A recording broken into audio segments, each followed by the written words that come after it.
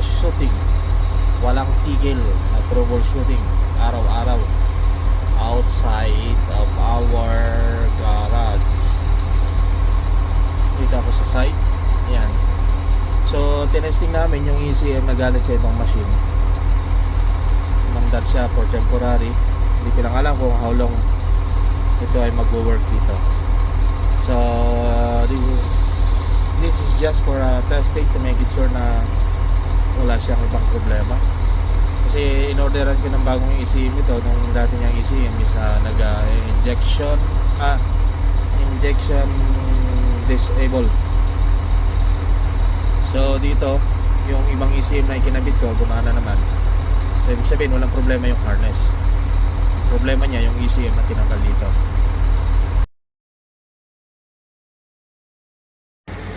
Ito na nga yung turbo sensor. Ayan, palit na ng bago kasi yung dati niya, so hindi siya nagsisend ng signal or it's either damage yung sensor, pa-plug siya doon. Ayan. And the other is already solved, have a solution already. Ayan, ready for testing again. Ayan, sa fuel filter. Okay, that's ready right now. Well,